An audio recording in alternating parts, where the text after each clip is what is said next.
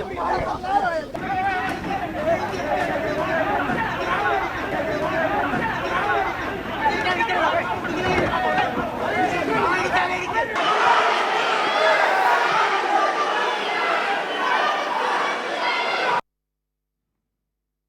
you reacted?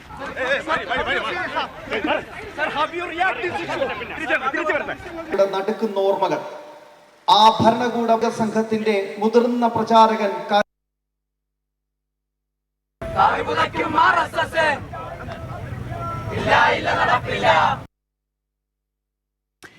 കുപ്രസിദ്ധമായ അടിയന്തരാവസ്ഥ അരനൂറ്റാണ്ടു പിന്നിട്ട ഇതേ ദിവസം കേരളം കണ്ടത് വീറുറ്റ പ്രതിഷേധത്തിന്റെ പോരാട്ട വീര്യമാണ്.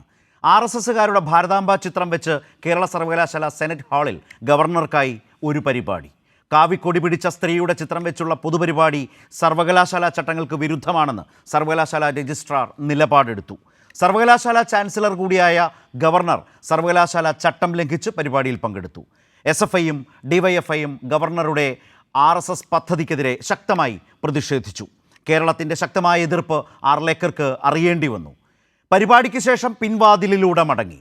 അതും വൺ വേ ട്രാഫിക് റോഡിൽ എതിർദിശയിലേക്ക് സഞ്ചരിച്ച് സമരക്കാരുടെ കണ്ണിൽപ്പെടാതെ സ്ഥലം വിട്ടു. വർഗീയ രാഷ്ട്രീയത്തിൻ്റെ അപകടകരമായ തലത്തെ ചെറുക്കാനോ പ്രതിഷേധിക്കാനോ കോൺഗ്രസ് രാഷ്ട്രീയം ഉണ്ടായിരുന്നില്ലെന്നും കാണാതെ പോകരുത്. അടിയന്തരാവസ്ഥയെ ചെറുത്തു തോൽപ്പിച്ച പോരാട്ടവീര്യമുള്ള നാടാണിത്. നവഫാസിസത്തിൻ്റെ മോദി ഭരണകാലത്ത് പുരോഗമന കേരളം അതിനെയും ചെറുക്കുന്നു. പ്രതിഷേധമുയർത്തി കേരളീയ യുവത്വം വിളിച്ചു പറഞ്ഞു, ഇന്ദിരയുടെ അടിയന്തരാവസ്ഥയെ പേടിച്ചിട്ടില്ല, പിന്നല്ലേ ആർലേക്കറുടെയും RSSൻ്റെയും ഭാരതാംബ. ഇന്ന് ഈ ചർച്ചയിൽ പങ്കെടുക്കുന്നത് അഡ്വക്കേറ്റ് ലാൽകുമാർ, ഇടതു നിരീക്ഷകൻ, A. സജീവൻ, മുതിർന്ന മാധ്യമ പ്രവർത്തകൻ. ഞാൻ ശ്രീ സജീവനെ ഈ ചർച്ചയിലേക്ക് ക്ഷണിക്കുന്നു. രണ്ടുപേരെയും യഥാർത്ഥത്തിൽ മറ്റൊരു ചർച്ചയുമായി മറ്റൊരു വിഷയവുമായി ബന്ധപ്പെട്ട ചർച്ചയിലേക്കാണ് മറ്റ് അതിഥികളെയും ഒക്കെ നമ്മൾ ക്രമീകരിച്ചിരുന്നത്. വൈകുന്നേരമാണ് പൊടുന്നനവേ വളരെ അപ്രതീക്ഷിതമായി ഈ നിലയിൽ ഈ വിഷയം വന്നതും പ്രതിഷേധം കരുത്താർജിച്ചതും. വളരെ ശക്തമായ നിലയിൽ കേരളത്തിൻ്റെ ഒരു പൊതുപ്രതിഷേധം ഗവർണർ ആർലേക്കർക്ക്, സർവകലാശാല ചാൻസലർക്ക് അറിയേണ്ടിയും വന്നത്. ഏതാണ്ട് ഈ നേരം വരെയും വൈകുന്നേരം 6 മണിക്ക് മുമ്പ് 5:45 സമയത്ത് ആരംഭിച്ചതാണ് ഈ കേരള സർവകലാശാല കേന്ദ്രീകരിച്ചുള്ള പ്രതിഷേധത്തിൻ്റെ വളരെ സജീവമായ ഒരു അന്തരീക്ഷം. ആ എതിർപ്പുകളും പ്രതിഷേധവും ഒക്കെ അതിനിടയിലൂടെയാണ് ഗവർണർ കടന്നു വന്നത്. ആ പരിപാടിയിൽ പങ്കെടുത്ത് ഉപായത്തിലെ പരിപാടിയിൽ പങ്കെടുത്തത്. അതിനുശേഷം പിൻവാതിലിലൂടെ ഇറങ്ങി ആ സർവകലാശാലയ്ക്ക് മുമ്പിലുള്ള വൺ വേ ട്രാഫിക്കിൽ ആ ട്രാഫിക് ലംഘിച്ചുകൊണ്ട് എതിർദിശയിലേക്ക് സഞ്ചരിച്ച് അടുത്ത ജംഗ്ഷൻ പിടിച്ച് അവിടുന്ന് തിരിഞ്ഞ് രാജ്ഭവനിലേക്ക് മടങ്ങിയത്. ഇതാണ്ട് ഇപ്പോഴാണത് അവസാനിച്ചത്. SFI പ്രവർത്തകരുടെ പ്രതിഷേധവും വളരെ ശക്തമായി അവർ കഴിഞ്ഞ മണിക്കൂറുകളിൽ കൊണ്ടുപോയ പ്രതിഷേധവും അവരും അവരുടെ നിലപാട് വിശദീകരിച്ച് അവസാനിപ്പിച്ചത് ഇപ്പോഴാണ്. മുൻപ് തീരുമാനിച്ച വിഷയത്തിൽ നിന്ന് മാറുകയായിരുന്നു. ചില അതിഥികളെ അതേ തുടർന്ന് ഒഴിവാക്കേണ്ടിയും വന്നു. അവരോട് പറഞ്ഞാണ് അവരെ ഈ വിഷയം മാറിയതുകൊണ്ട് മാറ്റിയത്. ശ്രീ സജീവൻ, എന്താണ് താങ്കൾക്ക് തോന്നുന്നത് ഇന്ന് വൈകുന്നേരം തിരുവനന്തപുരത്ത് തലസ്ഥാനത്ത് സംഭവിച്ച ഈ കാര്യങ്ങളിലൂടെ കണ്ടാൽ? ഗവർണർ അല്ലെങ്കിൽ ചാൻസലറായിട്ടുള്ള ആർലേക്കർ, കേരളത്തിൻ്റെ ഒരു പൊതുവികാരം, ശക്തമായ പ്രതിഷേധം, ഇത് ഒരു തരത്തിലും വകവെക്കാനോ അല്ലെങ്കിൽ അതിൽ നിന്ന് ജനാധിപത്യപരമായി അതിനെ തിരിച്ചറിഞ്ഞുകൊണ്ടുള്ളൊരു നിലപാട് സ്വീകരിക്കാനോ സന്നദ്ധനല്ല എന്നാണോ ഇന്നും വെളിപ്പെടുത്തിയത്? ശരത്ത്, ആദ്യമേ തന്നെ ഈ വിഷയമാറ്റത്തിൽ താങ്കളെയും കൈരളിയെയും ഞാൻ അഭിനന്ദിക്കുകയാണ്. കാരണം പ്രതികരിക്കേണ്ട കാര്യങ്ങൾ പ്രതികരിക്കേണ്ട സമയത്ത് പ്രതികരിച്ചില്ലെങ്കിൽ അതുകൊണ്ട് ഗുണമുണ്ടാവില്ല. ഇന്നത്തെ ഈ ദിവസം നമുക്കറിയാം അടിയന്തരാവസ്ഥയുടെ 50ാം വാർഷിക ദിവസമാണ്. അപ്പോൾ രണ്ടാമത്തെ ഒരു അടിയന്തരാവസ്ഥ കഴിഞ്ഞുള്ള ഏകാധിപത്യം, അതിലേക്ക് ഇന്ദിരാഗാന്ധി അങ്ങനെയായിരുന്നല്ലോ. ഇന്ദിരാഗാന്ധി ക്രമേണ വന്ന് അടിയന്തരാവസ്ഥയിലെത്തി അടുത്ത ഘട്ടത്തിൽ തെരഞ്ഞെടുപ്പില്ലാത്ത ഏകാധിപത്യത്തിലേക്ക് പോകാനുള്ള ശ്രമമായിരുന്നു. അതിനെ ആ സമയത്ത് വിദ്യാർത്ഥികളും JP ഉൾപ്പെടെയുള്ള വളരെ പരിണതപ്രജ്ഞരായിട്ടുള്ള നേതാക്കന്മാരൊക്കെ നിരത്തിലിറങ്ങിയിട്ട് പ്രതികരിച്ചുകൊണ്ടാണ് അതിന് തടയാൻ പറ്റിയത്. ഇപ്പോഴിത് അതേ കാര്യം വീണ്ടും അതേ പാതയിലൂടെ കടന്നു വരികയാണ്.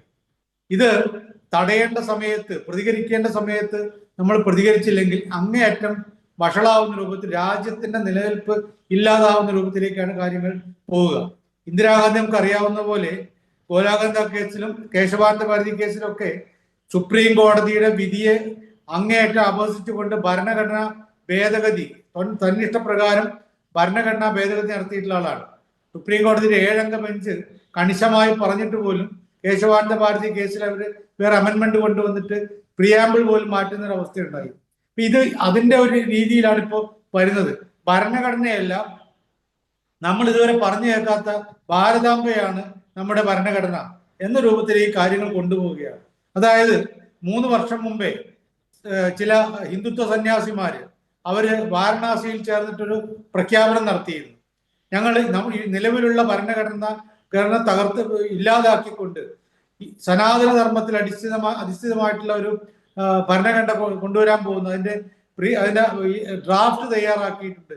528 പേജുള്ള ഡ്രാഫ്റ്റ് തയ്യാറാക്കിയപ്പോൾ 1-2 വർഷം കൊണ്ട് അത് ഇവിടുത്തെ ഭരണഘടനയായിട്ട് മാറും എന്ന് പറഞ്ഞു. നമ്മൾ അന്നൊക്കെ അതിനത്ര വിശ്വസിച്ചു. പക്ഷേ ഇപ്പോഴത്തെ പോക്ക് ഭരണഘടനയല്ല, ഭരണഘടന പറയുന്ന ഒരു കാര്യങ്ങളും ഞങ്ങൾക്ക് ബാധകമല്ല എന്ന രീതിയിലേക്ക് കാര്യങ്ങൾ പോകുന്നു. ഇവിടെ തന്നെ ഈ ഭാരതാംബ പ്രശ്നവുമായിട്ട് ബന്ധപ്പെട്ട ഇടക്കാലത്തുള്ള കാര്യങ്ങളിൽ BJPയുടെ ഒരു നേതാവ് തന്നെ, പാലക്കാട്ട് നേതാവ് ശിവരാജൻ പറഞ്ഞ കാര്യം നമ്മൾ കേട്ടതല്ലേ. ഭരണഘടനയെ പുച്ഛിക്കുന്ന രൂപത്തിൽ ഒരാൾ പറഞ്ഞാൽ, ഇപ്പൊ ഞാൻ അങ്ങനെ ഒരു കാര്യം പറഞ്ഞു വയ്ക്കാം, എന്നെ പിറ്റേ ദിവസം പിറ്റേ ദിവസം പോലെയല്ല, ഇന്ന് തന്നെ ജയിലിലാക്കേണ്ട അവസ്ഥയല്ലേ. എന്നിട്ട് പോലും ഒന്നും പ്രതികരിച്ചില്ല. ഇപ്പോൾ ഈ ഗവർണർ ചെയ്യുന്നതും കേരള യൂണിവേഴ്സിറ്റി രജിസ്ട്രാർ കൃത്യമായി പറഞ്ഞു ഇത് ഭരണഘടനാ വിരുദ്ധമാണ്, ചട്ടങ്ങൾക്കെതിരാണ് എന്നൊക്കെ പറഞ്ഞിട്ടും അതൊന്നും കണക്കിലെടുക്കാതെ അവിടെ ഭാരതാംബയും കൊണ്ട് പോവുകയാണ്. ഇനി പോകുന്നിടത്ത് മുഴുവൻ ഇദ്ദേഹം ഈ ഭാരതാംബ ഫോട്ടോ, താങ്കൾ പറഞ്ഞ പോലെ പറയേണ്ടത് ഭാരതാംബ എന്നല്ല, കൊടി പിടിച്ച സ്ത്രീ എന്ന രീതിയിൽ പറയണം. അത് അങ്ങനെ കൊണ്ടുപോയിട്ട് നമ്മുടെ ഭരണഘടനയെ എന്തൊക്കെ പറഞ്ഞാലും അങ്ങേറ്റം അവഹേളിച്ചാലും പ്രശ്നമില്ല. അത് വേണ്ടത് ഇതാണ്, ഇങ്ങനെ കാവിക്കൊടിയാണ്. കാരണം ഈ സ്ത്രീയുടെ രൂപത്തിനേക്കാളൊക്കെ അപ്പുറത്തെ പ്രാധാന്യം എന്ന് പറയുന്നത് കാവിക്കൊടിക്കാണ്. ആ കാവിക്കൊടിയാണ് ഇത് ഇന്ത്യയുടെ കൊടിയെന്നും നമ്മൾ അംഗീകരിക്കേണ്ടത് ഭരണഘടനയല്ല സനാതന ധർമ്മത്തെയാണെന്നൊക്കെ രീതിയിലേക്ക് ഇനി കുറച്ച് അധികം വൈകേണ്ട, പെട്ടെന്ന് കാര്യങ്ങൾ നീങ്ങും. ഇപ്പൊ തന്നെ തെരഞ്ഞെടുപ്പുകളെല്ലാം ഏകീകരിക്കാനുള്ള ശ്രമത്തിലാണല്ലോ നരേന്ദ്രമോദി സർക്കാർ. അപ്പൊ അതിന്റെ ഭാഗമായിട്ട് ഓരോരോ കാര്യങ്ങൾ ഇവിടെ പരീക്ഷിക്കുകയാണ്. ഈ പറയുന്ന അർലേക്കർ ആണെങ്കിലും അതിനു മുമ്പേ ഉണ്ടായിരുന്ന ഗവർണർ ആണെങ്കിലും ഒക്കെ ഇതൊക്കെ ഉപകരണങ്ങളാണ്. അവര് ഓരോരോ കാര്യങ്ങളോട് ചെയ്യുന്നു. ആ ചെയ്തത് നേരിട്ട് പ്രധാനമന്ത്രി ചെയ്തിട്ട് നമുക്ക് അറിയില്ല.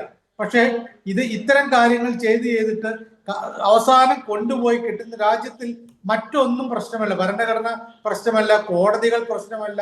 ഇപ്പൊ നമുക്കറിയാലോ ഇന്ദിരാഗാന്ധിയുടെ കാലത്ത് പോലെ കോടതികളെ ധിക്കരിച്ചുകൊണ്ടാണ് കാര്യങ്ങൾ പോകുന്നത്. സുപ്രീം കോടതി എന്തെല്ലാം കാര്യങ്ങൾ എത്ര പ്രാവശ്യം പറഞ്ഞു, എന്നിട്ട് അതൊന്നും ബാധകമല്ല. ഗവർണർക്കെതിരെ പറഞ്ഞ, രാഷ്ട്രപതിയുടെ നിലപാടിനെതിരെ പറഞ്ഞ, ഇവിടെ തെരഞ്ഞെടുക്കപ്പെട്ട സർക്കാരുകൾ, തെരഞ്ഞെടുക്കപ്പെട്ട നിയമനിർമ്മാണ സഭ ഭൂരിപക്ഷത്തിൽ പാസ്സാക്കുന്ന കാര്യങ്ങൾ അത് ഇത്ര കാലം മാത്രമേ പിടിച്ചു വെക്കാൻ പറ്റുള്ളൂ. അതിന് കൃത്യമായ ഒരു സമയം ക്രമീകരിച്ചു. അതുപോലും അംഗീകരിക്കാൻ നമ്മുടെ രാഷ്ട്രപതി പോലും തയ്യാറല്ല. കാരണം അജണ്ട വേറെയാണ്, ആ അജണ്ട നടപ്പാക്കാനുള്ള ശ്രമമാണ്.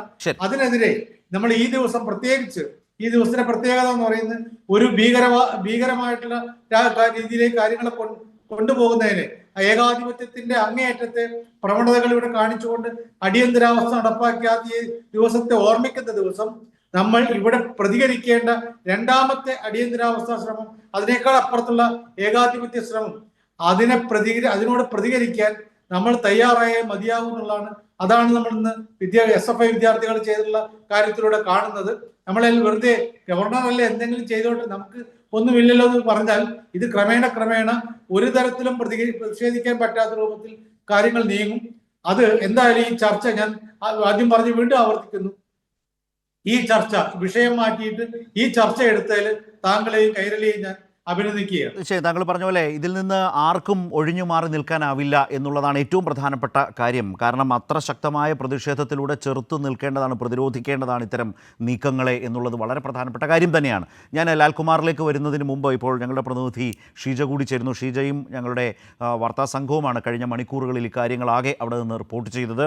ഇപ്പോൾ ആ സമരം അവസാനിച്ചു. അല്പം മുമ്പ് ഞാൻ സൂചിപ്പിച്ചതുപോലെ ചാൻസലർ കൂടിയായിട്ടുള്ള ഗവർണർ രാജ്ഭവനിലേക്ക് മടങ്ങി. അതെങ്ങനെയാണ് മടങ്ങിയതെന്നൊക്കെ ഞാൻ സൂചിപ്പിച്ചു. ഷീജയിൽ നിന്ന് ആ പൊതുചിത്രം, പൊതുവായി ആ കാര്യങ്ങളൊന്നും മനസ്സിലാക്കിക്കൊണ്ട് വരാം. ഷീജ, സർവകലാശാല വളരെ ശക്തമായി, കാരണം അവിടെ ഈ സെനറ്റ് ഹാൾ വാടകയ്ക്കെടുക്കുന്നത് ഒരു കരാറിൻ്റെ അടിസ്ഥാനത്തിലാണ്. ആ കരാർ ലംഘന ആ സംഘാടകരുടെ ഭാഗത്തു നിന്ന് വന്നു. അപ്പോൾ തന്നെ ഇടപെടുന്നു, ആ ചിത്രം മാറ്റണം എന്ന് രജിസ്ട്രാർ പറഞ്ഞു. അങ്ങനെ സർവകലാശാലയും സെനറ്റ് സിൻഡിക്കേറ്റും ഒക്കെ ഒരു നിലപാട് സ്വീകരിക്കുന്നു. ഒരു ഘട്ടത്തിൽ ഗവർണർ വരാനിടയില്ല എന്ന് പോലും തോന്നിയിരുന്നു, കാരണം ഈ സാഹചര്യം ഇതായിരുന്നു. ഒടുവിൽ ഒരു വെല്ലുവിളി സ്വരത്തിൽ അദ്ദേഹം അവിടേക്ക് വരികയായിരുന്നു.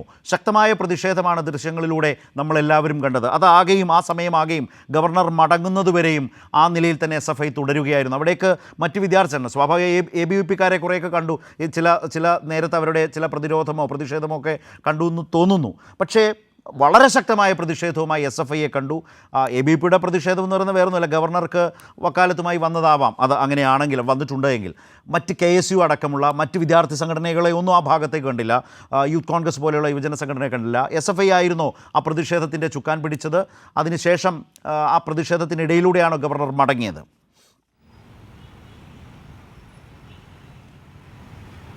തീർച്ചയായും ശരത്, അതായത് SFIയുടെ പരാതിയുടെ അടിസ്ഥാനത്തിൽ തന്നെയാണ് ഈ ഒരു വിഷയത്തിന് തുടക്കമാകുന്നത് തന്നെ. അതായത് ഇവിടെ കേരള സർവകലാശാലയ്ക്കുള്ളിലെ സെനറ്റ് ഹാളിൽ ഒരു പരിപാടി നടത്തുമ്പോൾ അതിൽ RSS ഭാരതാംബ ചിത്രം ഉപയോഗിക്കുന്നത് അത് സർവകലാശാലകളുടെ ചട്ടത്തിന്റെ ലംഘനമാണ് എന്നുള്ളത് ചൂണ്ടിക്കാട്ടി തന്നെയാണ് രജിസ്ട്രാർക്ക് പരാതി നൽകിയത്. രജിസ്ട്രാർ വന്ന് പരിശോധിച്ചപ്പോൾ കാര്യം അത് ശരിയാണ് എന്ന് ബോധ്യപ്പെടുകയായിരുന്നു. രജിസ്ട്രാർ തന്നെ ഉടൻ പോലീസിന് നിർദ്ദേശം നൽകി, ഈ ചിത്രം ഇവിടെ നിന്നും മാറ്റണം, അല്ലാത്ത പക്ഷം ഈ പരിപാടി ഇവിടെ നടത്താൻ സാധിക്കില്ല. കാരണം ഈ സ്വകാര്യ സംഘടനയ്ക്ക് ഈ പരിപാടി നടത്താൻ അനുമതി നൽകുമ്പോൾ ഉണ്ടായിരുന്ന കരാറിൽ ഇത് കൃത്യമായ രീതിയിൽ തന്നെ പറയുന്നുണ്ട്, സർവകലാശാലയുടെ ചട്ടങ്ങൾ ലംഘിച്ചുകൊണ്ട് ഇവിടെ ഈ രീതിയിൽ പരിപാടി നടത്താൻ സാധിക്കില്ല, അല്ലെങ്കിൽ ഈ പരിപാടി റദ്ദാക്കേണ്ടി വരുമെന്ന് പറയുന്നു. തുടർന്ന് വലിയ തോതിലുള്ള പ്രതിഷേധം SFIയുടെ ഭാഗത്ത് നിന്നും അവിടെ തന്നെ SFI ഉയർത്തുകയും ചെയ്യുന്നുണ്ട്. അതിൻ്റെ തൊട്ടു പിന്നാലെയാണ് അടിയന്തര സിൻഡിക്കേറ്റ് യോഗം ചേരുന്നു. സിൻഡിക്കേറ്റ് അംഗങ്ങൾ ഉൾപ്പെടെ ഇതിലുള്ള പ്രതിഷേധവുമായി രംഗത്ത് വരുന്നു. കേരള സർവകലാശാലയുടെ രജിസ്ട്രാർ തന്നെ ഇത് വൈസ് ചാൻസലറായിട്ടുള്ള ഡോക്ടർ മോഹനൻ കുന്നുമ്മലിനെ ധരിപ്പിക്കുകയും ചെയ്യുന്നു. പക്ഷേ ഡോക്ടർ മോഹനൻ കുന്നുമ്മലാകട്ടെ ഈ പരിപാടി ഇവിടെ നടത്തും എന്നുള്ള നിലപാടിലായിരുന്നു. അതേ തുടർന്നാണ് ഈ പരിപാടി ഇവിടെ നടത്തുന്ന ഒരു സാഹചര്യം ഉണ്ടായത്. പക്ഷേ ക്രമസമാധാന പ്രശ്നമുണ്ട് എന്നുള്ള കാര്യം കൃത്യമായ രീതിയിൽ തന്നെ ഗവർണറെ ഇവിടെ നിന്നും പോലീസ് അറിയിച്ചിരുന്നു. പക്ഷേ ആദ്യഘട്ടത്തിൽ ഈ പരിപാടിയിൽ പങ്കെടുക്കില്ല, പരിപാടി ഒഴിവാക്കുന്നു എന്നറിയിച്ച ഗവർണർ പൊടുന്നനെ തന്നെ അവിടേക്ക് എത്തുന്നു എന്നുള്ള അറിയിപ്പ് നൽകുകയായിരുന്നു. SFI പ്രതിഷേധം അതിശക്തമായ രീതിയിൽ തന്നെ അവിടെ തുടരുന്നൊരു സാഹചര്യത്തിൽ തന്നെയാണ് മറുഭാഗത്തൂടെ അകത്തേക്ക് ഗവർണറെ പ്രവേശിപ്പിക്കുകയും ചെയ്തത്. പക്ഷേ അപ്പോഴും SFIയുടെ പ്രവർത്തകർ അവിടെ നിന്നും മടങ്ങാൻ തയ്യാറായില്ല. ഈ പരിപാടിയിൽ പങ്കെടുത്ത് ഗവർണർ ഇവിടെ നിന്നും മടങ്ങുന്നത് വരെയും ഈ പ്രതിഷേധവുമായി തങ്ങൾ മുന്നോട്ട് പോകും എന്ന് പറഞ്ഞുകൊണ്ട് തന്നെയാണ് അവർ സർവകലാശാല കവാടത്തിന് മുന്നിൽ ഒരു വലിയ ബാനർ, ഗവർണറുടെ നിലപാടുകൾക്കെതിരായിട്ടുള്ള ബാനർ ഉയർത്തിക്കെട്ടുകയും കവാടത്തിന് മുന്നിൽ കുത്തിയിരുന്ന് പ്രതിഷേധിക്കുകയും വളരെ പ്രധാനപ്പെട്ട, കാരണം ഒരുപക്ഷെ ആ സമയത്ത് ഇത് കാണാത്ത ആളുകളുണ്ട്. ഷീജ ഇപ്പോൾ സംസാരിക്കുന്നത് സ്ക്രീനിൽ ഞങ്ങൾ കാണുകയാണ്. തൊട്ടിപ്പുറത്തെ വിൻഡോയിൽ സ്ക്രീനിൽ കാണുന്നത് എന്താണെന്ന് വെച്ചാൽ അടച്ചിട്ട സർവകലാശാലയുടെ മുഖ്യ കവാടത്തിന് മുമ്പിൽ ബാനർ ഉയർത്തി SFI പ്രവർത്തകർ, ആ ദൃശ്യങ്ങൾ കണ്ടുകൊണ്ടുവരാം, ബാനർ ഉയർത്തി പ്രതിഷേധിക്കുന്നു, അവിടെ കുത്തിയിരുന്ന് സമരം ചെയ്യുന്നു. സർവകലാശാല ഗേറ്റ് അടച്ചിരിക്കുകയാണ്. ഏറ്റവും രസകരമായ കാര്യം എന്താണെന്ന് വെച്ചാൽ ആ രാത്രിയിൽ ആ സമയത്ത് സർവകലാശാലയ്ക്കുള്ളിൽ ഗവർണറുണ്ട്, ചാൻസലറായിട്ടുള്ള ആർലേക്കറുണ്ട്, അകത്ത് ഗവർണറുണ്ട്. ഈ ഗേറ്റ് അടച്ചു പൂട്ടി പുറത്ത് ഈ SFI പ്രവർത്തകർ, വിദ്യാർത്ഥികൾ ശക്തമായി പ്രതിഷേധിക്കുന്നതാണ് നമ്മൾ. ഇങ്ങനെയായിരുന്നു അല്പം മുമ്പ് സർവകലാശാല ആസ്ഥാനത്ത് നമ്മൾ കണ്ടത്. ചാൻസലറെ അകത്തിരുത്തി ആ പരിപാടിയുടെ മുമ്പിലെ മുഖ്യ കവാടം അടച്ചുപൂട്ടി അതിനു മുമ്പിൽ സമരം ചെയ്യുന്നു. ഒടുവിൽ അവിടെ നിന്ന് അദ്ദേഹം പോയതും വിചിത്രമായ രീതിയിലാണല്ലോ ഷീജ. തീർച്ചയായും ശരത്ത്, കാരണം ഈ പരിപാടി സർവകലാശാലയ്ക്കുള്ളിൽ നടക്കുന്നത് പോലും ഈ സെനറ്റ് ഹാൾ എന്ന് പറയുന്ന സെനറ്റ് ഹാളിൻ്റെ എല്ലാ വാതിലുകളും ജനലുകളും പൂർണ്ണമായും അടച്ചിട്ടൊരു മുറിക്കുള്ളിൽ നടത്തുന്ന പരിപാടിക്ക് സമാനമായ രീതിയിലാണ് ഈ പരിപാടി അകത്ത് സംഘടിപ്പിച്ചത്. അതിനുശേഷം പ്രധാന കവാടം ഉപേക്ഷിച്ചുകൊണ്ട് ഗവർണറെ ഈ കേരള സർവകലാശാലയ്ക്ക് പിൻവശത്തുള്ള ഗേറ്റിലൂടെയാണ് പുറത്തേക്ക് ഇറക്കുന്നത്. അവിടെയും മറ്റൊരു കാര്യമുണ്ട്, അവിടെ സാധാരണ രീതിയിൽ ആ ഗേറ്റ് വഴി പുറത്തിറങ്ങിയാലും സർവകലാശാലയ്ക്ക് മുന്നിലൂടെ റോഡിലൂടെ വേണം ഗവർണർക്ക് രാജ്ഭവനിലേക്ക് പോകാൻ സാധിക്കും. ഷീജ, നമ്മൾ അതാണ് കാണുന്നത്. നോക്കൂ ഷീജ, പ്രേക്ഷകർക്ക് കൂടി അത് മനസ്സിലാക്കാം. ഷീജ പറഞ്ഞത് മുഖ്യ കവാടത്തിൽ നമ്മൾ കണ്ടു SFI പ്രവർത്തകരുടെ പ്രതിഷേധം. ഇത് പിൻവാതിലൂടെ ഗവർണർ പുറത്തേക്ക് വരികയാണ്. മുൻവാതിലിൽ വാതിലടച്ച് ഗേറ്റ് അടച്ചു പൂട്ടി അവിടെ സമരം ചെയ്യുമ്പോൾ പിൻവാതിലൂടെ രക്ഷപ്പെടുകയാണ്. ഏറ്റവും ശ്രദ്ധേയമായ കാര്യം, ഷീജ സംസാരിച്ചോളൂ, നമുക്കൊക്കെ അറിയാവുന്ന വഴിയാണ്. അവിടെ ഇത് വൺ വേ ആണ്. ഇപ്പോൾ കാണുന്നത് ഓപ്പോസിറ്റ് ഡയറക്ഷനിൽ, ആ വൺ വേ തെറ്റിച്ചുകൊണ്ട് ഇപ്പോൾ ഗവർണർ പോവുകയായിരുന്നു അല്ലേ?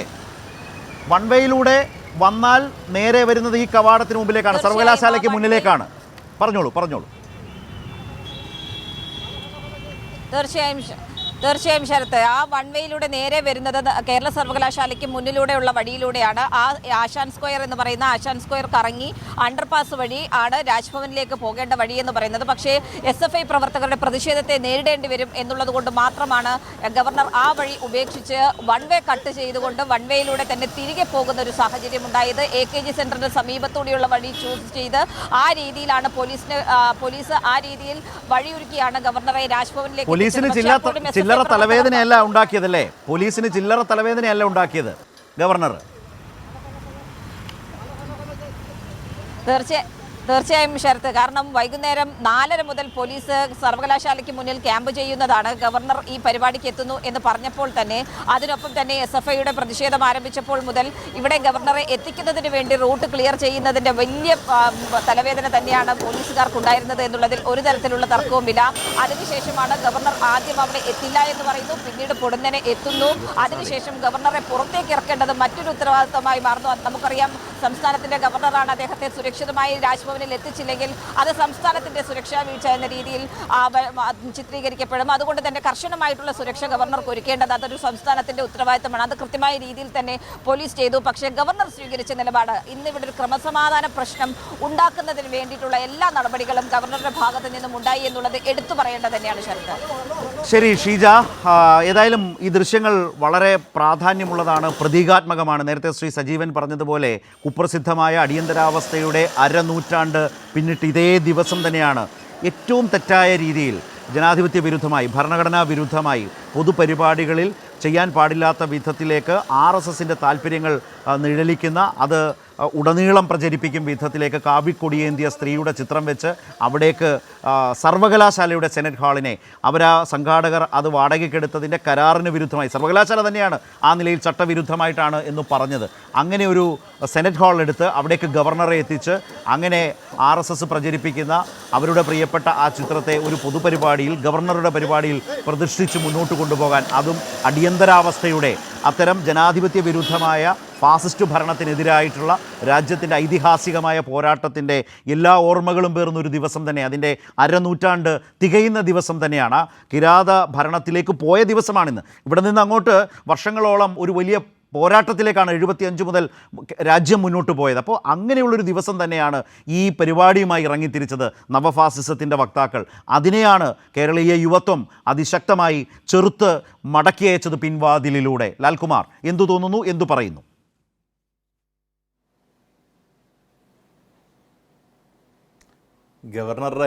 ഗവർണർ ആര് എന്നുള്ളതല്ല, ഗവർണറുടെ നയം മാറാൻ പോകുന്നില്ല എന്നുള്ളത് വളരെ വ്യക്തമായി.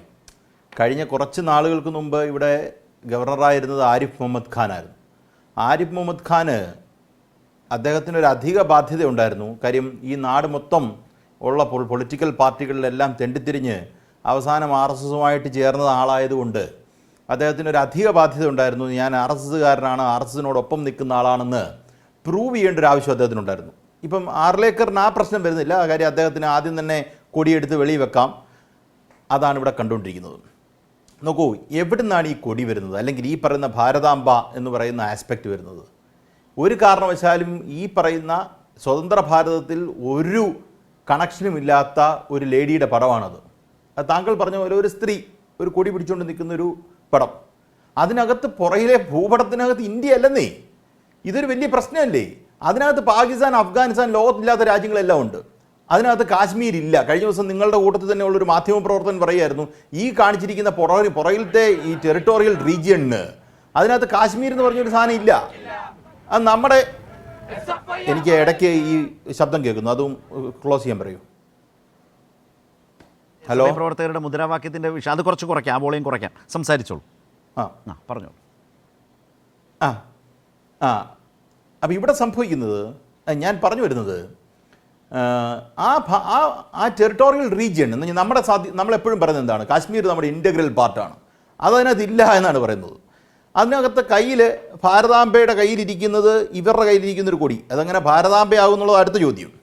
ഞാൻ ഇതിൻ്റെ ഒരു ചെറിയ ചരിത്രം പറയാം. കാര്യം ആൾക്കാർക്ക്, നമ്മളെ കേൾക്കുന്ന ആൾക്കാർക്ക് ഒരു സംശയമുണ്ട്, യഥാർത്ഥത്തിൽ ഇത് ഭാരതാംബയാണോ ഇല്ലയോ എന്നുള്ളൊരു ചോദ്യമുണ്ടല്ലോ. ഇത് യഥാർത്ഥത്തിൽ ബംഗാളിൽ നിന്ന് വന്ന ആനന്ദ്മത്തിനകത്തു നിന്ന് വരുന്ന ഒരു കവിതയുടെ ഭാഗമാണ് ഈ ഐഡിയ പിൽക്കാലത്ത് വരുന്നത്. ആ ഐഡിയ എന്താണ്? ഭാരതാംബ എന്നുള്ള ആസ്പെക്റ്റിലേക്ക് കൊണ്ടുവന്നതൊന്നും അല്ല ഇത്. ആ കവിതയ്ക്കകത്ത് ഒരു 6 കോടി ജനതയെക്കുറിച്ച് മെൻഷൻ ചെയ്യുന്നുണ്ട്. ആ വന്ദേ മാതരം എന്ന് പറയുന്ന കവിതയെക്കുറിച്ചാണ് ഞാൻ പറയുന്നത്. അതിനകത്ത് ഈ പറയുന്ന അന്നുണ്ടായിരുന്നത് ഭാരത് മാതാവേ അല്ല, അത് ബംഗാൾ മാതാവായിരുന്നു. അതിനെക്കുറിച്ച് സുഗത ബോസ്, ഹാർവർഡിലെ പ്രൊഫസറായ സുഗത ബോസ് ഇതിനെക്കുറിച്ച് വളരെ വിശാലമായി അദ്ദേഹത്തിൻ്റെ ഒരു പുസ്തകത്തിൽ എഴുതുന്നുണ്ട്. അപ്പോൾ സംഭവിക്കുന്നത് ഈ പറയുന്ന കവിത ആദ്യം കോൺഗ്രസിൻ്റെ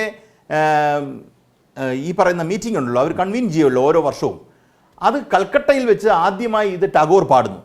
പക്ഷേ 1896 അദ്ദേഹം പാടുന്നത്.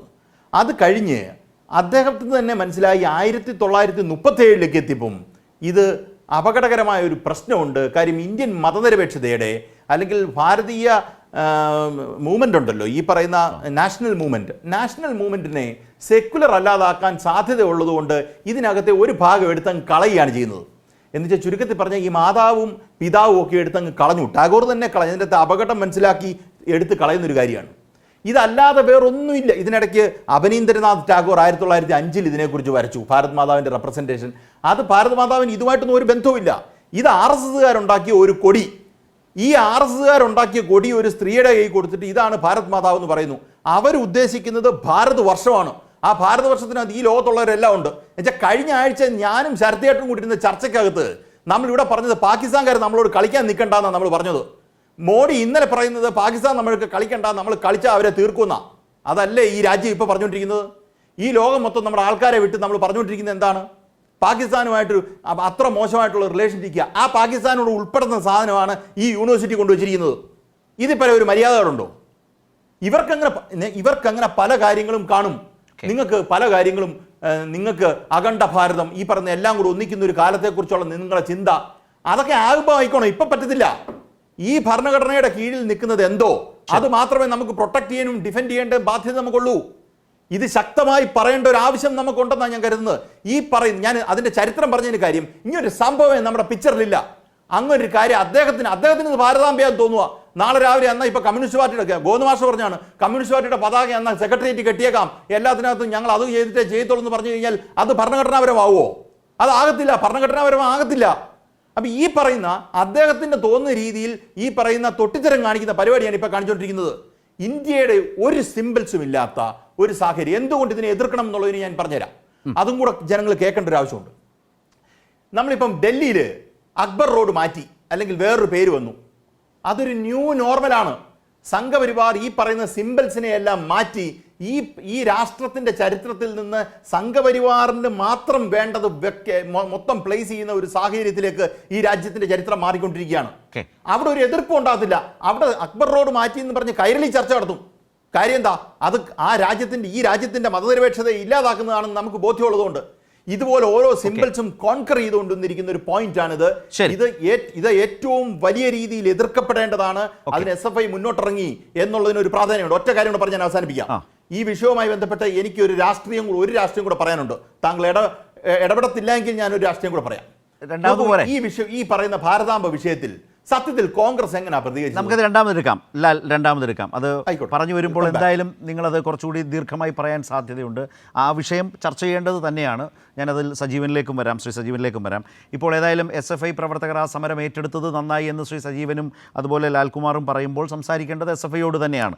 SFIയുടെ സംസ്ഥാന പ്രസിഡന്റ് ശിവപ്രസാദ് ഇപ്പോൾ ടെലിഫോൺ ലൈനിലുണ്ട്. ശിവപ്രസാദ്, അവിടെ നടന്ന ഒരു സ്വകാര്യ സംഘടനയുടെ പരിപാടിയാണ്. ആ സ്വകാര്യ സംഘടന അതിനുവേണ്ടി സർവകലാശാലയിൽ നിന്ന് എഴുതിക്കൊടുത്ത് വാങ്ങിച്ചെടുത്തതാണ് സെനറ്റ് ഹാള്.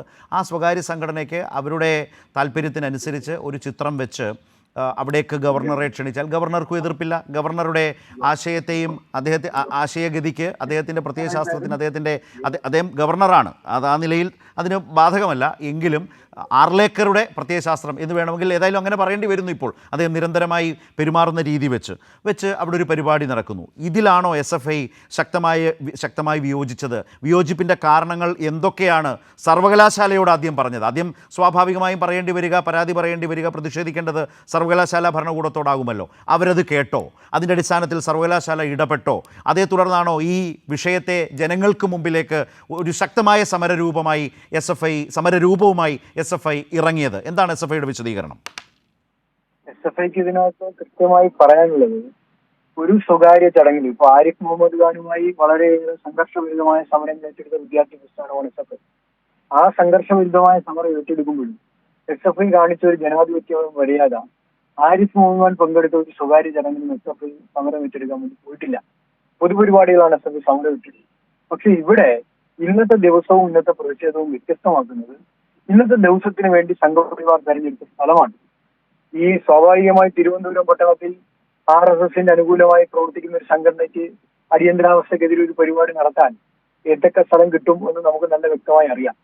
പക്ഷെ അങ്ങനെ വ്യക്തമായി പല സ്ഥലങ്ങളിലും RSSന് തിരുവനന്തപുരം പട്ടണത്തിൽ ലഭിക്കാൻ സാധ്യതയുള്ളപ്പോൾ ബോധപൂർവം ഗവർണർ ഉദ്ഘാടകനായ ഈ പരിപാടിക്ക് വേണ്ടി സെനറ്റ് ഹാൾ വളരെ മുൻകൂട്ടി ബുക്ക് ചെയ്ത് ആ പരിപാടിക്ക് വേണ്ടി വേദിയായി തിരഞ്ഞെടുക്കുക. അങ്ങനെയാണ് അവർ ആ പരിപാടി ബുക്ക് ചെയ്തതെന്നുള്ളതെല്ലാം സർവകലാശാല അധികൃതർ ഇപ്പോ രജിസ്ട്രാർ ഉൾപ്പെടെ അവിടെ എത്തി ഈ പരിപാടിയിൽ ചിത്രം മാറ്റണം, ഇങ്ങനെ ഒരു അനുമതി വാങ്ങിയിട്ടില്ല എന്നൊക്കെ പറഞ്ഞിട്ടുണ്ട്. പക്ഷെ ഇതിനെ സംബന്ധിച്ച് വിശദമായ അന്വേഷണം നടത്തേണ്ടതായിട്ടുണ്ട്. ആരാണ് ഈ പരിപാടിക്ക് അനുമതി കൊടുത്തിരിക്കുന്നത്? ആരുടെ അനുമതിയോടുകൂടിയാണ് ഈ പരിപാടി സർവകലാശാല സെനറ്റ് ഹാളിനകത്ത്? സർവകലാശാല സെനറ്റ് ഹാൾ എന്ന് പറയുന്നത് ഒരു യൂണിവേഴ്സിറ്റിയുടെ ആസ്ഥാന മന്ദിരമാണ്.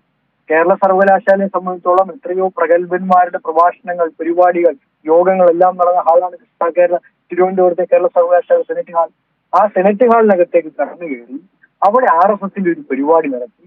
ആ പരിപാടിക്കകത്തേക്ക് ഭാരതാംബയുടെ ഒരു ചിത്രം കൊണ്ടുവച്ച് ആ ചിത്രത്തിന് മുന്നിൽ വന്ന് ഗവർണർ വിളക്ക് കൊളുത്തി പുഷ്പാർച്ചന നടത്തി പുറത്തേക്ക് കൊടുക്കാൻ ശ്രമിക്കുന്ന മെസ്സേജ് RSSന്റെ ഐഡിയോളജി ഞങ്ങൾ കേരളത്തിൽ നടപ്പിലാക്കും എന്ന വെല്ലുവിളിയാണ്. ഈ വെല്ലുവിളി നമുക്ക് അംഗീകരിക്കാൻ കഴിയുന്ന വെല്ലുവിളിയല്ല. അതാണ് പ്രശ്നം. RSS എവിടെയെങ്കിലും പരിപാടി നടത്തുന്നോ ഇല്ലയോ എന്നുള്ളത് നമ്മുടെ പ്രശ്നം. RSSന്റെ പരിപാടിയിലേക്ക് ബുദ്ധിശൂന്യരായ വർഗീയവാദികളായ RSSകാർ മാത്രമേ പോകൂ. ആ പരിപാടിക്കകത്തും ബുദ്ധിശൂന്യരായ വർഗീയവാദികളായ RSSകാർ മാത്രമേ പങ്കെടുത്തിട്ടുള്ളൂ. അങ്ങനെ ഏതെങ്കിലും ഒരു ഹാളിനകത്ത് നടക്കേണ്ടിയിരുന്ന ഒരു പരിപാടിയാണ് സെനറ്റ് ഹാളിലേക്ക്, സെനറ്റ് ചേംബറിലേക്ക് കൊണ്ടുവന്ന് അവിടെ ഒരു വാർത്താ പ്രാധാന്യം ലഭിക്കുമോ എന്നൊരു പരിശോധന അവർ ആദ്യം നടത്തി. SFIനകത്ത് പ്രതിഷേധം ഉയർത്തിയത് ഒരു വിദ്യാഭ്യാസ സ്ഥാപനം, അനവധി വിദ്യാഭ്യാസ സ്ഥാപനങ്ങൾക്ക് നേതൃത്വമായി ഇന്ന് കേരളത്തിൽ പ്രവർത്തിക്കുന്ന കേരള സർവകലാശാലയുടെ ആസ്ഥാന മന്ദിരത്തിനകത്ത് ഭാരതാംബ എന്നവർ വിളിക്കുന്ന ആ സ്ത്രീയുടെ ചിത്രം കൊണ്ടുവച്ച് പ്രതീകാത്മകമായ പുഷ്പാർച്ചന നടത്തി വിളക്ക് വെച്ചിട്ട് ഗവർണറുടെ പരിപാടി നമുക്ക് അംഗീകരിക്കാൻ കഴിയുന്നതല്ല. ജനാധിപത്യവാദിയായ മതനിരപേക്ഷവാദിയായ ഒരു മനുഷ്യനും അംഗീകരിക്കാൻ കഴിയില്ല. അതാ പക്ഷേ SFIക്ക് മാത്രമല്ല. ഇപ്പൊ ഏതായാലും പ്രിയപ്പെട്ട മാധ്യമപ്രവർത്തകൻ സജീവനൊക്കെ SFI സമരത്തെ സ്വാഗതം ചെയ്ത് ഞങ്ങൾ സന്തോഷവും താരമാണ്. പക്ഷെ നാം മനസ്സിലാക്കേണ്ടത് കേരളത്തിലെ പൊതുസമൂഹം ഒന്നാകെയാണ് ഇതിനോട് പ്രതികരിക്കേണ്ടത്. ഇപ്പൊ സമരത്തെരുവിൽ SFI ആണ് നിൽക്കുന്നത്. ഞങ്ങൾ വിശ്വസിക്കുന്നത് കേരളത്തിലെ പുരോഗമനവാദികളായ മതനിരപേക്ഷവാദികളായ മുഴുവൻ മനുഷ്യരും ഈ സമരത്തെ ഐക്യദാർഢ്യപ്പെടുത്തുന്നു. ഇത് ഗവർണർക്കെതിരായ വ്യക്തിപരമായ സമരമല്ല. ഇത് RSS ഇപ്പോ ഇന്ത്യക്കകത്ത് നടത്തിക്കൊണ്ടിരിക്കുന്ന അവരുടെ സംഘപരിവാർ വൽക്കരണത്തിന്റെ ഒരു ആക്സിലറേഷൻ മൊമെന്റ് ആണ്. ഇപ്പൊ കേരളത്തിൽ അവർ നടത്തിക്കൊണ്ടിരിക്കുന്നത് അവരുടെ ഐഡിയോളജിയുടെ ഒരു ആക്സിലറേഷൻ പോയിന്റിലാണ് RSS നിൽക്കുന്നത്.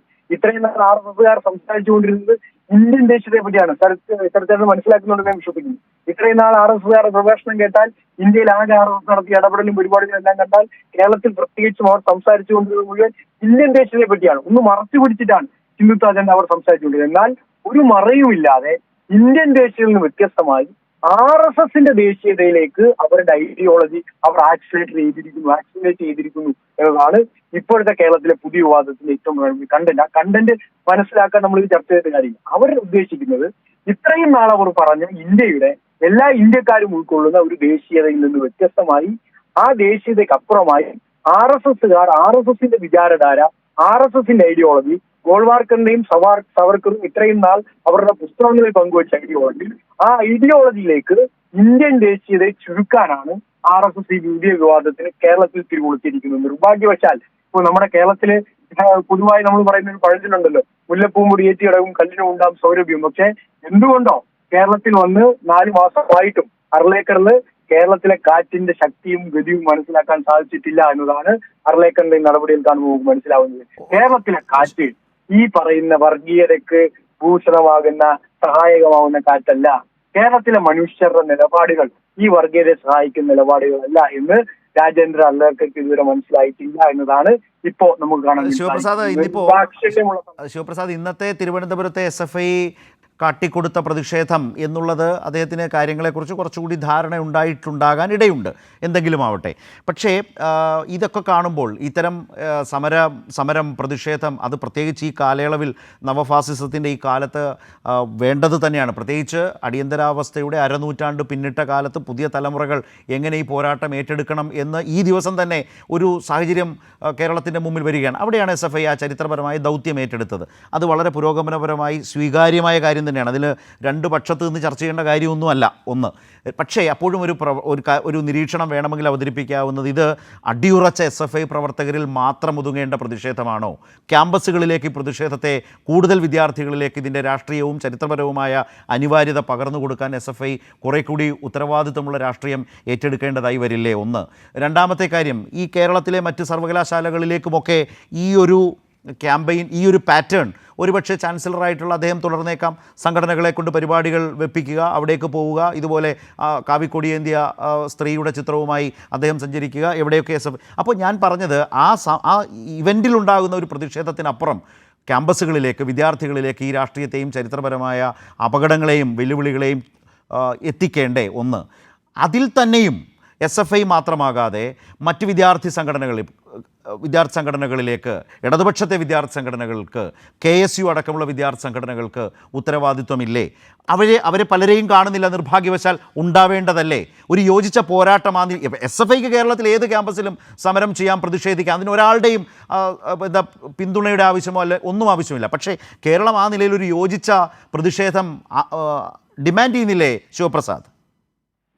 തീർച്ചയായും ഇത് ഞാൻ നേരത്തെ സൂചിപ്പിച്ച ഒരു വാചകമാണ് നമ്മൾ വീണ്ടും ആവർത്തി ചർച്ച ചെയ്യേണ്ടത്. ഇന്ത്യൻ ദേശീയതയിൽ നിന്ന് RSS ഉയർത്തുന്ന ഹിന്ദുത്വ ദേശീയതയിലേക്ക് കേരളത്തിലെയും രാജ്യത്തെയും മനുഷ്യരുടെ മാനസികാവസ്ഥയെ ചുരുക്കാൻ ആവശ്യമായ പ്രവർത്തനം കേരളത്തിൽ നിന്ന് അവരിപ്പോൾ ആരംഭിച്ചിരിക്കുകയാണ്.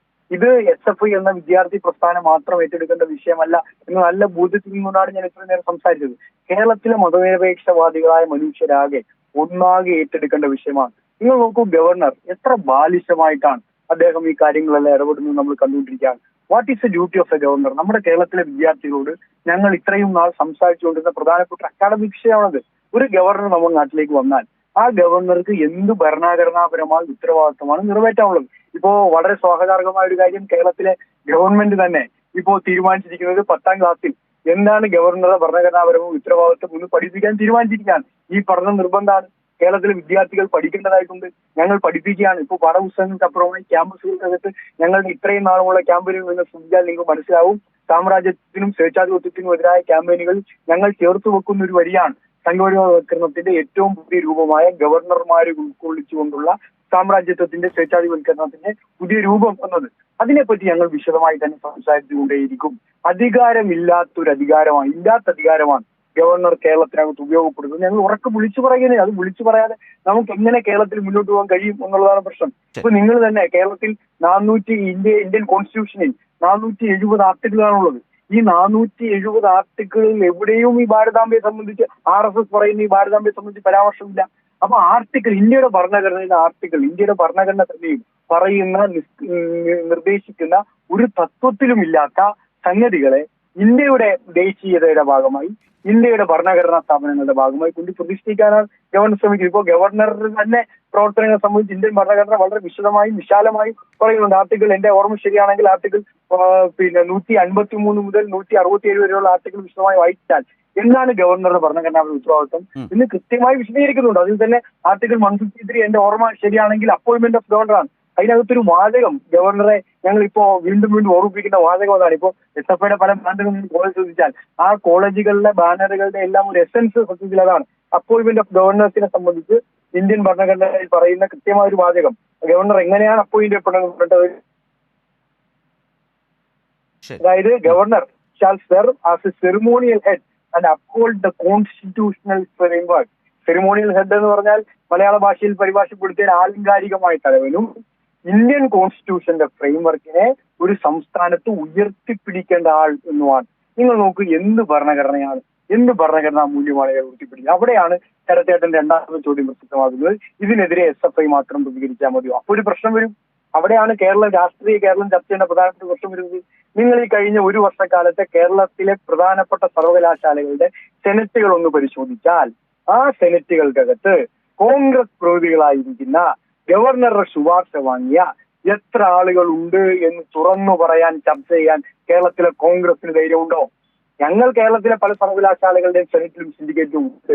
ശരത്തേട്ടൻ പരിശോധിച്ചാൽ, കേരളത്തിലെ പൊതുസമൂഹം പരിശോധിച്ചാൽ അഭിമാനത്തോടെ ഞങ്ങൾ പറയും, ഒരു സർവകലാശാല സെനറ്റിലും ഗവർണർ നോമിനേഷനിലല്ല SFIക്കാർ വന്നത്. അന്തസ്സായി തെരഞ്ഞെടുപ്പുകളെ നേരിട്ട് സർവകലാശാലയിൽ വിദ്യാർത്ഥികൾ വിജയിപ്പിച്ച് ആ വിദ്യാർത്ഥികൾ വിജയിപ്പിച്ചവർ വോട്ട് ചെയ്തിട്ടാണ് ഞങ്ങളുടെ സിൻഡിക്കേറ്റ് മെമ്പർമാർ ജയിക്കുന്നത്.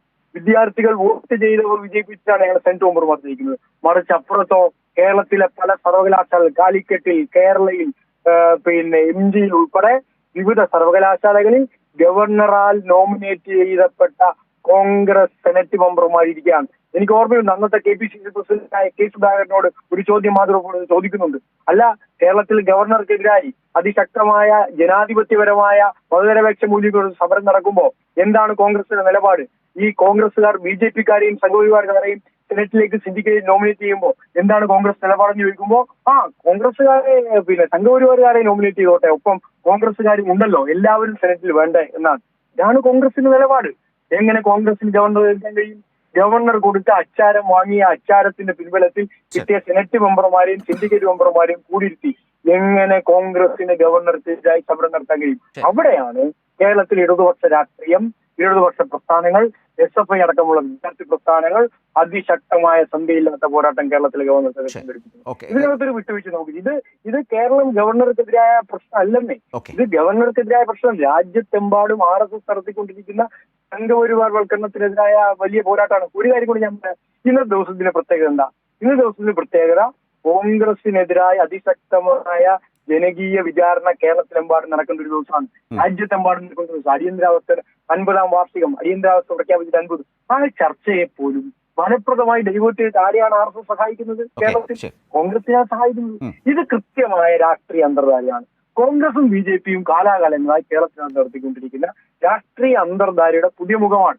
ഞങ്ങൾ ഗവർണർ സൃഷ്ടിച്ചുകൊണ്ടിരിക്കുന്ന ഈ ജനാധിപത്യ വിരുദ്ധമായ സമീപനങ്ങൾക്കെതിരെയും കോൺഗ്രസ് പിന്തുടർന്നു വരുന്ന ഈ ജനാധിപത്യ വിരുദ്ധതയ്ക്കും മതനിരപേക്ഷതയ്ക്കെതിരായ രാഷ്ട്രീയത്തിനും കൊടപിടിക്കുന്ന സമീപനത്തിനെതിരായ തുറന്ന പോരാട്ടം കേരളത്തിലെ ക്യാമ്പസുകളിൽ, തെരുവോരങ്ങളിൽ സന്ധിയില്ലാത്ത നിലയിൽ ഏറ്റെടുക്കാനാണ് SFI തീരുമാനിച്ചിരിക്കുന്നത്. ഇന്ന് കണ്ടത് SFIയുടെ സമരത്തിന്റെ കാഹളമാണ്. ആ കാഹളം SFIയുടെ സംസ്ഥാന പ്രസിഡന്റ് ശിവപ്രസാദാണ് ഇപ്പോൾ സംസാരിച്ചത്. അദ്ദേഹം പറഞ്ഞത് SFIക്ക് ഇക്കാര്യത്തിൽ ഒരു വിട്ടുവീഴ്ചയുടെയും പ്രശ്നം ഉദിക്കുന്നില്ല. ഗവർണർ കേരളത്തിൽ നടപ്പാക്കാൻ ശ്രമിക്കുന്ന, രാജ്യത്താകെ RSS നടപ്പാക്കാൻ ശ്രമിക്കുന്ന ഒരു വിശാല പദ്ധതിയുടെ ഭാഗമാണ്. ആ RSS പദ്ധതിക്കനുസരിച്ച് ഗവർണർ ഇവിടെ നീങ്ങിയാൽ ഒരു വിട്ടുവീഴ്ചയ്ക്കുമില്ല എന്ന് വ്യക്തമാക്കിക്കൊണ്ട് തന്നെയാണ് SFI ധാരണയോടെ തന്നെ ഈ വിഷയത്തെ മുന്നോട്ട് കൊണ്ടുപോകുന്നത് എന്നതുകൂടിയാണ് അദ്ദേഹത്തിൻ്റെ വാക്കുകളിൽ നിന്ന് മനസ്സിലാകുന്നത്. ഇതിനിടയിൽ സർവകലാശാല എന്ന് പറയുന്ന ഒരു സംവിധാനത്തിനകത്ത് അവരുടെ ഒരു ഹാളാണ് ഈ സംഘാടകർ വാടകയ്ക്കെടുത്തത്. അവിടെയാണ് ഇത്തരമൊരു പരിപാടി അരങ്ങേറിയത്. ആ പരിപാടിയിലേക്കാണ് ഗവർണർ എത്തിയത്. അത് സർവകലാശാല ചട്ടങ്ങൾക്കനുസരിച്ച്, അല്ലെങ്കിൽ സർവകലാശാലയ്ക്ക് വാടകയ്ക്ക് ആ ഹാൾ എടുക്കുമ്പോൾ സംഘാടകർ നൽകിയ ഉറപ്പിന് വിരുദ്ധമാണ് എന്നുള്ളതാണ് സർവകലാശാലയുടെ നിലപാട്. രജിസ്ട്രാറാണ് ഇന്ന് അങ്ങനെ കൂടി അത് കുറെ കൂടി ഗൗരവമായി കാണേണ്ട വിഷയം കൂടിയാണ്. ഇതേ സർവകലാശാലകളുടെ ചാൻസലർ കൂടിയാണ് ഗവർണർ ആർലേക്കർ എന്നുകൂടി കാണേണ്ടതുമുണ്ട്. അദ്ദേഹം പറഞ്ഞത്, രജിസ്ട്രാർ, കേരള സർവകലാശാല രജിസ്ട്രാർ പറഞ്ഞത് എന്താണെന്നൊന്ന് കാണാം. സർവകലാശാലയുടെ ഔദ്യോഗിക സംവിധാനത്തിൽ നമ്മൾ എടുത്തിരിക്കുന്ന നിയമാവലിക്കകത്ത് നിന്നേ പ്രവർത്തിക്കാൻ കഴിയത്തുള്ളൂ. ഇപ്പോൾ യൂണിവേഴ്സിറ്റിയെ സംബന്ധിച്ചിടത്തോളം യൂണിവേഴ്സിറ്റിയുടെ ചട്ടങ്ങളും നിയമങ്ങളും അതിൻ്റെ രീതികളുമുണ്ട്. ആ രീതികൾക്കനുസരിച്ചാണ് നമുക്ക് പ്രവർത്തിക്കാൻ കഴിയത്തുള്ളൂ. അപ്പോൾ അതിൻ്റെ ചട്ടങ്ങളുടെയും നിയമങ്ങൾക്കും ലംഘനം വരുമ്പോൾ നമുക്കതിൽ ബന്ധപ്പെട്ടവരുടെ ശ്രദ്ധയിൽ കൊണ്ടുവന്നിട്ടുണ്ട്. സംഘാടകരോട് അതിനുള്ള പോരായ്മകൾ പറഞ്ഞിട്ടുണ്ട്. അത് മാറ്റിയാൽ അതിനുള്ള പരിഹാരം ഉടൻ തന്നെ ചെയ്യും. അല്ലെങ്കിൽ നമുക്ക് ഈ പരിപാടിയുമായി മുന്നോട്ട് പോകുന്നതിന് സർവകലാശാലയ്ക്ക് ബുദ്ധിമുട്ടുണ്ട്. ഇത് പരിപാടി ബുക്ക് ചെയ്ത സമയത്ത് സർവകലാശാലയുടെ ചട്ടങ്ങളും നിയമങ്ങളും അനുശാസിക്കുന്ന അണ്ടർടേക്കിംഗ് തന്നെങ്കിൽ മാത്രമേ നൽകാൻ കഴിയുള്ളൂ എന്ന് പറഞ്ഞുകൊണ്ട് അവർക്ക് കത്ത് കൊടുത്തു. അതിൻ്റെ അടിസ്ഥാനത്തിൽ ആ എഗ്രിമെൻ്റ് അവർ ഒപ്പിട്ട് തന്നിട്ടുണ്ട്. ആ ഒപ്പിട്ട് തന്നതിൻ്റെ ലംഘനമാണ് ഇപ്പോൾ ഇവിടെ നടന്നിരിക്കുന്നത്. സർവകലാശാല ഇതിനൊരു നിയമാവലി, സെനറ്റ് ഹാൾ അനുവദിക്കുന്നതിന് ഒരു നിയമാവലി കൊടുത്തിട്ടുണ്ട്. ആ നിയമാവലി അംഗീകരിച്ച് നൽകിയ നിയമാവലി അനുസരിച്ച് മാത്രമേ നമുക്ക് മുന്നോട്ട് പോകാൻ കഴിയുള്ളൂ.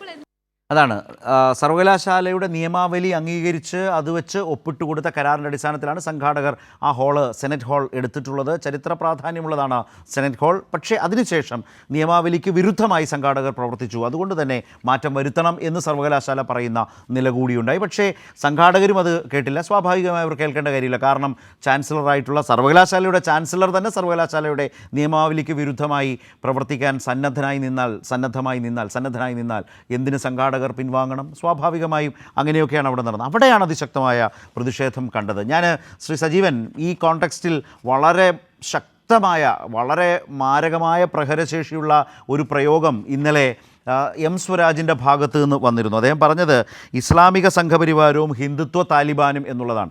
ഈ വിഷയത്തിലേക്ക് എടുത്താൽ ഹിന്ദുത്വ താലിബാൻ്റെ വക്താക്കളായിട്ടുള്ള ആളുകൾ അവിടെയും ഇവിടെയുമൊക്കെ ഗവർണർക്ക് ജയ് വിളിക്കാൻ ആ സെനറ്റ് ഹാളിൻ്റെയും സർവകലാശാലയുടെയും പരിസരത്ത് എത്തിയിട്ടുണ്ടാകാം. പക്ഷേ ഈ ഹിന്ദുത്വ താലിബാനെതിരെ നിലപാടെടുക്കുന്ന ഇസ്ലാമിക സംഘപരിവാരത്തിന് വലിയ നിശബ്ദത, വലിയ മൗനം ഒരു ഭാഗത്ത്. അതുപോലെ തന്നെ ഈ ശക്തമായ പോരാട്ടത്തിൽ മതനിരപേക്ഷതയ്ക്ക് വേണ്ടി പ്രത്യക്ഷത്തിൽ ഈ പൊതുവീഥിയിൽ സമരത്തിന് വരേണ്ടവരല്ലേ കോൺഗ്രസ് രാഷ്ട്രീയത്തെ പിൻപറ്റുന്ന ആളുകൾ, അല്ലെങ്കിൽ ആ ഐക്യജനാധിപത്യ മുന്നണി രാഷ്ട്രീയത്തിൻ്റെ വക്താക്കളായിട്ടുള്ള ആളുകൾ, അവരുടെ വിദ്യാർത്ഥി പ്രാതിനിധ്യം, വിദ്യാർത്ഥി സമൂഹം, അതുപോലെ യുവത്വം കാണാനേ ഇല്ലല്ലോ. ഇല്ല, അവർക്ക് വരാൻ എങ്ങനെ കഴിയുക? ഇപ്പൊ നമ്മൾ ഇന്നത്തെ ദിവസം എന്ന് പറയുന്ന അടിയന്തരാവസ്ഥയുടെ 50ാം വാർഷികമാണല്ലോ. ചില തെറ്റുകൾ അങ്ങനെയും തിരുത്തി എന്നൊരു ഒരു വിശ്വാസമോ ആശ്വാസമോ ആകാമായിരുന്നു. അല്ല, കാരണം അവർക്ക് അന്ന് ഇതുവരെ ഒരു AK ആന്റണിയാണ് ആ അടിയന്തരാവസ്ഥ തള്ളി പറഞ്ഞ കേരളത്തിലെ കോൺഗ്രസ്സുകാരൻ. അപ്പോൾ അങ്ങനെയുള്ള കുറച്ച് ആളുകളല്ലാതെ ഈ ഇത്തരത്തിൽ ഇപ്പോഴും അന്നത്തെ കോൺഗ്രസ് നേതാക്കന്മാർ മുതൽ ഇന്നത്തെ കോൺഗ്രസ് നേതാക്കന്മാർ വരെ KSU യൂത്ത് കോൺഗ്രസ് നേതാക്കന്മാരോ ആരും അന്നത്തെ അടിയന്തരാവസ്ഥ അത് ഏകാധിപത്യത്തിന്റെ പ്രവണതയായിരുന്നു, അതിനെ ഞങ്ങൾ തള്ളി പറയുന്നു ഇതുവരെ പറഞ്ഞിട്ടില്ല. അവരിപ്പോഴും അതിൻ്റെയൊക്കെ ഒരു അതിന്റെ ആലസ്യത്തിൽ നിൽക്കുന്ന ആളുകളാണ്. അവർക്ക് ആകെ പ്രശ്നം ഉണ്ടാവുക ഞങ്ങൾക്ക് അടിയന്തരാവസ്ഥ പ്രഖ്യാപിക്കാനോ ഞങ്ങളുടെ നേതാവിനെ വെച്ചുകൊണ്ട് ഏകാധിപത്യത്തിലേക്ക് പോകാനോ കഴിയില്ല എന്നുള്ളതായിരിക്കും. അവർക്ക് ഈ നമ്മളൊരു കാര്യത്തെക്കുറിച്ച് വിമർശിക്കണമെങ്കിൽ ആ വിമർശിക്കുമ്പോൾ അത് നമ്മുടെ ഭാഗത്ത് അത്തരം തെറ്റുകൾ ഉണ്ടാവാതിരിക്കുമ്പോഴാണല്ലോ, അല്ലെങ്കിൽ പറ്റിപ്പോയ തെറ്റിനെ നമ്മൾ തള്ളിപ്പറയുമ്പോഴാണല്ലോ. അങ്ങനെ തള്ളിപ്പറയുന്നില്ല. അതുകൊണ്ട് തന്നെ അവർക്ക് ശക്തമായിട്ട് ഈ പോരാട്ടം ഇതിപ്പോ വെറും ഒരു പരിപാടി, ഇപ്പൊ ഇന്ന് കേരള സർവകലാശാല സെനറ്റ് ഹാളിൽ നടന്നൊരു പരിപാടി മാത്രമല്ലല്ലോ, അവിടെ ഭാരതാംബയെ കൊണ്ടുവന്ന പ്രശ്നം മാത്രമല്ലല്ലോ. ഈ കുറച്ചു കാലമായിട്ട് നരേന്ദ്രമോദി സർക്കാരിന്റെ ഈ ഘട്ടത്തിൽ 2ാമത്തെ ടേം വന്നതോട് കൂടിയിട്ട് വളരെ കൃത്യമായിട്ട് അജണ്ടയോട് കൂടിയിട്ട് ഈ പേരുമാറ്റങ്ങളും എല്ലാം ഉണ്ടാവും. നമ്മുടെ ഈ പാർലമെന്റ്, പുതിയ പാർലമെന്റ് മന്ദിരം, നമുക്കറിയാലോ ഇത് മതേതര രാജ്യമാണ്, എല്ലാ മതങ്ങൾക്കും ഒരേപോലെ അവകാശമുള്ളതാണ്. ആ രാജ്യത്താണ് നമ്മുടെ പാർലമെന്റ് മന്ദിരത്തിന്റെ വേദിക്ക് പുറകിലായിട്ട് ഈ വെച്ചിട്ടുള്ളത് എന്താണ്, അവിടെ ഈ ദശാവതാര കഥയാണ്. 10 അവതാരം, വിഷ്ണുവിന്റെ 10 അവതാരങ്ങളാണല്ലോ കൊത്തിവെച്ചിട്ടുള്ളത്. അതിൽ തന്നെ പണ്ടൊക്കെ പറഞ്ഞിരുന്ന ദശാവതാരത്തിലെ പേരുകൾ ഒന്ന് മാറ്റിയിട്ട് ആണ് അവിടെ പിന്നീട് ബുദ്ധനെ കൊണ്ട് ദൈവനിഷേധിയായ അക്കാലത്ത് ചാതുർവർണ്ണ മതത്തെ പൂർണ്ണമായിട്ട് നിഷേധിച്ചിരുന്ന ആളാണ് ബുദ്ധൻ. ആ ബുദ്ധന്റെ രൂപം കൂടി അവിടെ കൊത്തിവെച്ചിരിക്കുന്നു എന്നുള്ളതാണ് പ്രധാനപ്പെട്ട കാര്യം. അപ്പൊ എല്ലാം തങ്ങൾക്ക് വേണ്ട രൂപത്തിൽ, പണ്ടിപ്പോ ഭാരതാംബയെ കുറിച്ച് ലാലൊക്കെ പറഞ്ഞില്ല ഇവിടെ. അപ്പൊ അതിലൊരു ഒരു കാര്യം എന്ന് പറയുന്നത്, അക്കാലത്ത് ഇന്ത്യ എന്ന് പറയുന്ന ഉപഭൂഖണ്ഡം അന്ന് രാജ്യം പോലുമല്ല, എത്രയോ 100 കണക്കിന് രാജ്യങ്ങളും ചെറുകിട രാജ്യങ്ങളും ഒക്കെ ഉണ്ടായിരുന്ന ഇന്ത്യയിൽ ജാതിയല്ലാതെ മതം ഒരു സംഭവം ഉണ്ടായിരുന്നേ ഇല്ല. പിന്നീടാണ് ആര്യന്മാർ കൊണ്ടുവന്നിരുന്ന ആദ്യത്തെ മതമായിട്ട് ചാതുർവർണ്ണ മതം ഉണ്ടാവുന്നത്. അതിനെ ശക്തമായിട്ട് എതിർക്കുന്ന ഈ ശ്രമണന്മാർ ഇഷ്ടംപോലെ ഉണ്ടായിരുന്നു, ബുദ്ധൻ ഉൾപ്പെടെയുള്ള ആളുകൾ. അവരൊന്നും മതം സ്ഥാപിച്ച ആളുകളല്ല. അങ്ങനെ ഉള്ള ഒരു സ്ഥലത്താണ് എവിടെയാണ് ഭാരതാംബയ്ക്ക് സ്ഥാനമുള്ളത്. പിന്നീട് ഇങ്ങോട്ട് നമ്മുടെ സ്വാതന്ത്ര്യം കിട്ടുന്ന സമയത്ത് പോലും ഒരു രാജ്യമായിട്ടുണ്ടായിരുന്നില്ലല്ലോ. നമ്മുടെ ബ്രിട്ടീഷുകാരുടെ കൈവശമുള്ള ഭൂമി പകുത്തു നൽകിയിട്ട് അതിനുശേഷം ഉള്ള 500 ചില്ലാനം നാട്ടുരാജ്യങ്ങളെ നമ്മൾ ഏകോപിപ്പിക്കുകയാണ് ചെയ്തത്. അപ്പൊ ബ്രിട്ടീഷുകാരുടെ കൈകൂട്ടിലുള്ള കൂടി ചേർത്താൽ 1000-ലേറെ ഈ രാജ്യങ്ങൾ ഉണ്ടായിരുന്ന ഒരു സ്ഥലമാണ്. ഇവിടെ എങ്ങനെയാണ് ഒരൊറ്റ രാജ്യമായിട്ട് ഈ ഭാരത രാജ്യം എന്ന് പറയുന്ന രാജ്യം ഏത് കാലത്താണ് ഉണ്ടായിട്ടുള്ളത്? അപ്പൊ ഇതൊക്കെ മാറ്റി അവർക്ക് പക്ഷെ വേണ്ടത് ഈ കാവിക്കൊടിയെ എങ്ങനെയെങ്കിലും ഈ ത്രിവർണ്ണ പതാകയെ മാറ്റിയിട്ട് ഇവിടുത്തെ പതാകയായിട്ട് മാറ്റണം.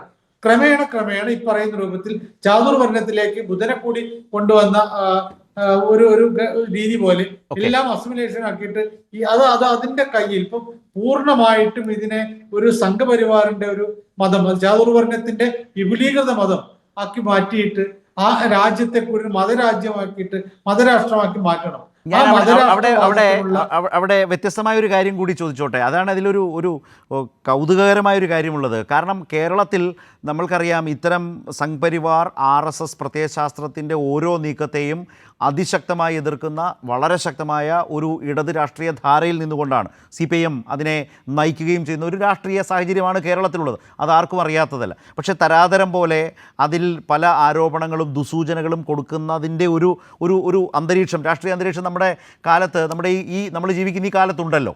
പക്ഷേ അതെല്ലാം നിൽക്കുമ്പോഴും ഇങ്ങനെയൊക്കെ പ്രശ്നങ്ങൾ ഉണ്ടായാൽ അതിനെതിരെ സമരം ചെയ്യാൻ, പ്രതിഷേധിക്കാൻ, മുൻപന്തിയിൽ നിൽക്കാൻ, അല്ലെങ്കിൽ അത് ഏറ്റെടുക്കാനുള്ള ഏക രാഷ്ട്രീയം എന്നുള്ളത് ഇടതു രാഷ്ട്രീയമാണ് കേരളത്തിൽ.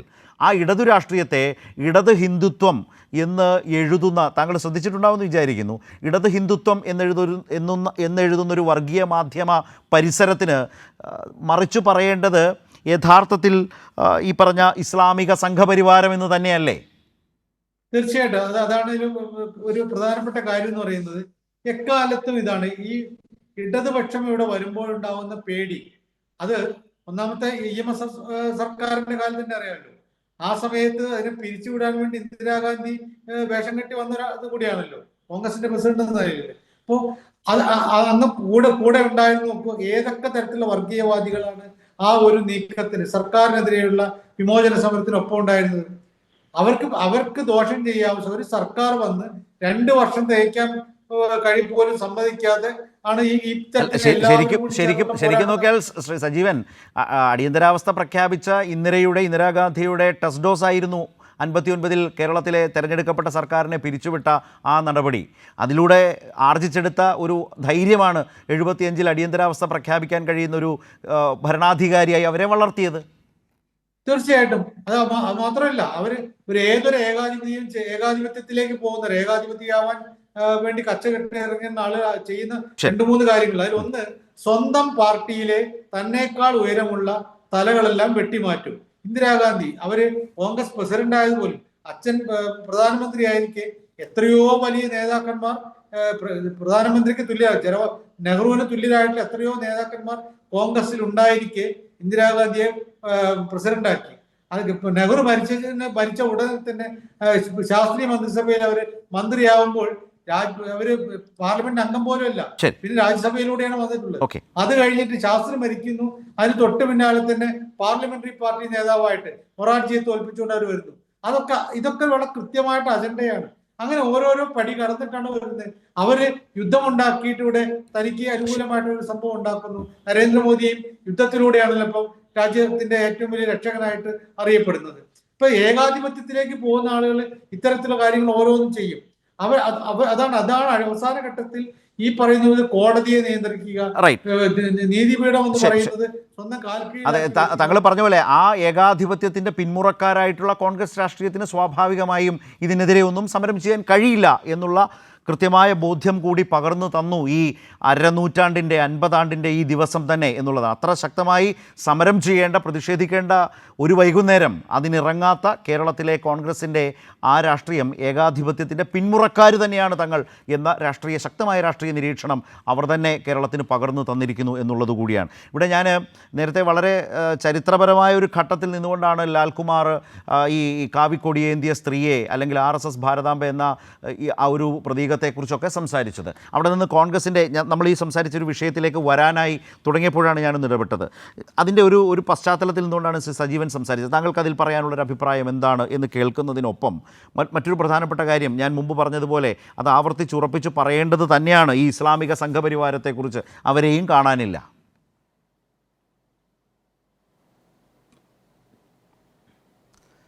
അല്ല, ഞാൻ ആലോചിക്കായിരുന്നു, ഏതോ ഒരു കാലത്ത് വായിച്ചു വിട്ട അക്കാഡമിക് കണ്ടൻസ് ഇപ്പം പ്രയോജനപ്പെടുന്നു, ആ രീതിയിലേക്ക് രാഷ്ട്രം കൂപ്പുകുത്തി എന്നുള്ളത് സത്യം പറഞ്ഞാൽ അപമാനകരമാണ്. ഒരു ജനാധിപത്യ രാഷ്ട്രത്ത് ഇത്രത്തോളം മൂല്യച്യുതി ഉണ്ടാകുക എന്ന് പറഞ്ഞാൽ നമുക്ക് ഭരണഘടനാ വിരുദ്ധമായി മുന്നോട്ട് നീങ്ങാൻ ഉള്ള എല്ലാ സാഹചര്യങ്ങളും ഭരണഘടനാ സ്ഥാപനത്തിൽ ഇരിക്കുന്നവർ തന്നെ ചെയ്തു കൊടുക്കുന്നു എന്ന് പറഞ്ഞാൽ ഒരു അപകടമാണ്. അത് ഞാനൊന്ന് ഓർപ്പിച്ചുകൊണ്ട് ഞാൻ അടുത്ത ഘട്ടത്തിലേക്ക് കിടക്കാം. ഇവിടെ താങ്കൾ ചോദിച്ചൊരു ചോദ്യം കോൺഗ്രസുമായി ബന്ധപ്പെട്ടതാണ്. കോൺഗ്രസ് ഇവിടെ വലിയ സമരത്തിലേക്ക് വരുമോ എന്നുള്ളൊരു ചോദ്യമാണ് വന്നത്. അതിന് വലിയ കോംപ്ലിക്കേറ്റഡ് എക്സ്പ്ലനേഷൻസ് ഒന്നും തരാതെ I will give you a simple explanation. I think that would be the best explanation. എന്താ കാര്യം? ഇന്ന് നമ്മുടെ മുന്നിലിരിക്കുന്ന ഏറ്റവും വലിയ തർക്കം എന്താ? ആ തർക്കം ഭാരതാംബെ എന്ന് പറയുന്ന വിഷയമാണ്. ആ ഭാരതാംബ എന്താ? RSSൻ്റെ ഭാരതാംബ. ഈ പറയുന്ന കാവിക്കൊടിയേന്ത്യ ഒരു പട്ടൊക്കെ ധരിച്ച് ഈ പറയുന്ന വിശാല ഭാരതവർഷത്തിൻ്റെ മുന്നിൽ നിൽക്കുന്ന ഒരു ഭാരതാംബ. ആ ഭാരതാംബയുടെ മുന്നിൽ നിൽക്കുന്ന ആർലേക്കറിനെയാണ് നമ്മൾ കാണുന്നത്. അദ്ദേഹം തൊഴുതുന്നത് നമുക്കൊരു പ്രശ്നമായി മാറുന്നു. അതാണല്ലോ പ്രശ്നം. അത് ഭരണഘടനാ വിരുദ്ധമായ ഒരു സിമ്പലാണ്. അങ്ങനൊരു കാര്യം ഭരണഘടന വിവക്ഷിക്കുന്നില്ല, RSS മാത്രമേ വിവക്ഷിക്കുന്നുള്ളതാണ് പ്രശ്നം. നിങ്ങൾ അതിന് കോൺഗ്രസിനകത്ത് ഇറങ്ങാൻ പറ്റുമോ എന്നുള്ള ചോദ്യത്തിന് കോൺഗ്രസിന് ഇറങ്ങാൻ പറ്റില്ല. അതിന് 2 റീസണാണ്. ഒന്ന്, കേരളത്തിൻ്റെ പ്രതിപക്ഷ നേതാവ് തൊഴുതത് ഈ ആളുടെ മുന്നിൽ തന്നെയല്ലേ? ആണോ അല്ലയോ? നമ്മൾ കഴിഞ്ഞ ദിവസമൊക്കെ ഇവിടെ ചർച്ച ചെയ്തുകൊണ്ടിരുന്നപ്പോൾ പറഞ്ഞ കാര്യം, കേരളത്തിൻ്റെ പ്രതിപക്ഷ നേതാവ് കുറച്ച് നാളുകൾക്ക് മുമ്പ് പോയി തൊഴുതു നിന്ന, കൂപ്പ് കൈയോടുകൂടി തൊഴുതു നിന്ന ആ ഭാരതാംബ തന്നെയാണ് ഈ ഭാരതാംബ. അപ്പോൾ പിന്നെ ഈ സമരത്തിന് ഇറങ്ങിക്കഴിഞ്ഞാൽ പിന്നെ കോൺഗ്രസ്സുകാർ എന്ത് എക്സ്പ്ലനേഷൻ പറയും? ഈ ചോദ്യത്തിനുള്ള മറുപടി എന്താണ്? ഈ ചോദ്യത്തിന് മറുപടി ഇല്ല.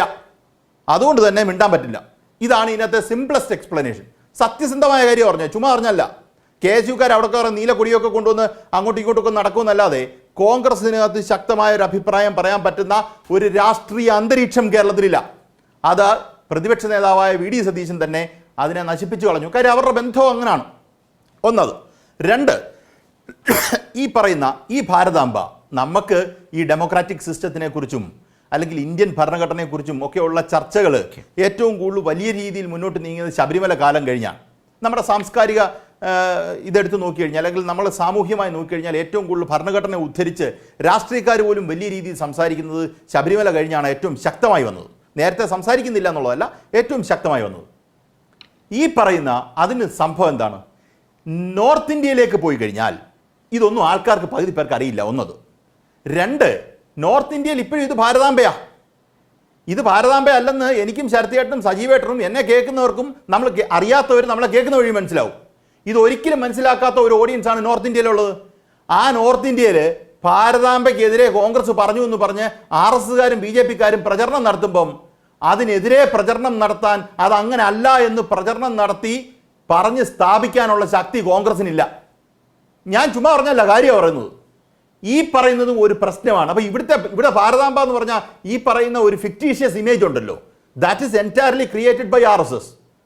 It has got nothing to do with Indian nation state. അത് നമുക്കറിയാം. പക്ഷെ കുഴപ്പം, ഈ പടം ഉപയോഗിച്ചാലും RSSകാർ ഇങ്ങോട്ട് വെക്കുന്ന പ്ലേറ്റിന് തിരിച്ച് പ്ലേറ്റ് വെക്കാൻ ഇവിടുത്തെ CPMന് പറ്റും, ഇടതുപക്ഷ പ്രസ്ഥാനങ്ങൾക്ക് പറ്റും.